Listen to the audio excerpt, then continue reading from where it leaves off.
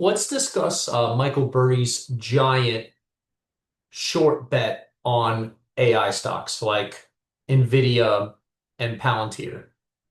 So first of all, just to start off with, who is Michael Burry? Michael Burry is a genius hedge fund investor immortalized by the movie The Big Short.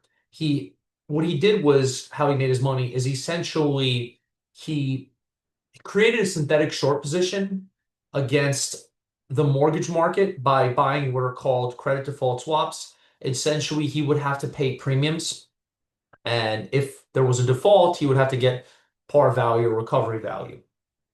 And, that was at the time, the housing market was the backbone of the US economy. And, it was just thought that it was impossible for housing to ever lose. And, he made a giant profit. One of the things that I read he did is he was actually reading what was bundled up in these mortgage-backed securities that, you had these various tranches and they would just mix like the top rated ones with like the subprime loans, which basically loans that are made for folks that are like ninja. They used to call them ninja, no income, no job, no assets. So quite risky loans. But the reason they happen is because the expectation was the housing market was going to move up forever.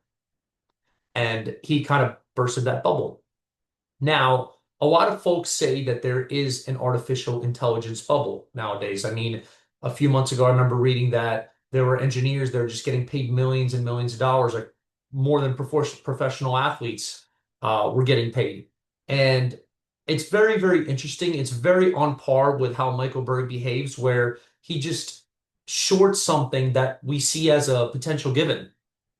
And what's interesting is if you look at what happened with GameStop and Melvin Capital, they took a risky position of selling calls, but a lot of times big institutions will sell calls and they can buy calls further out of the money so that the position does have a limited risk profile.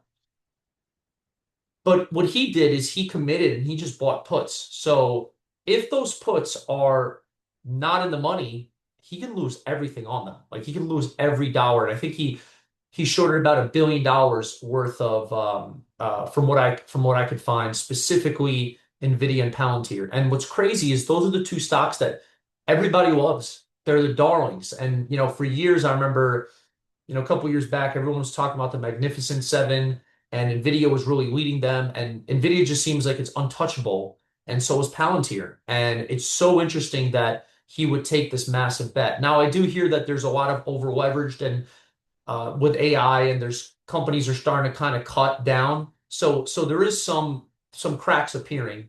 And what's interesting is also I wanted to point out is that with the real estate bet that he had, there were certain players that were able to manipulate the market. So even when he was right, his position seemed to be out of the money until all of a sudden he was completely right.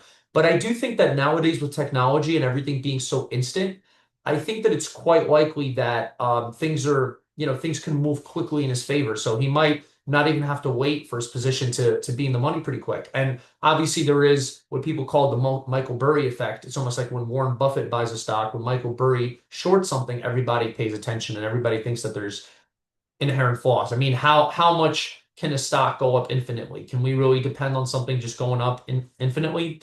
And there's various theories on AI, with some saying that hey, it's just going to change everything, and we're going to have universal basic income, and that people are not going to work. And then there are others. I've talked to programmers before that just think that hey, it's just going to it's just a program that it's not anything magical or that we think it is. Other than, but even if you take a different view, even if let's say the AI was magical and it was able to kind of replace every position, then why would people have who's going to have the money to buy that stuff?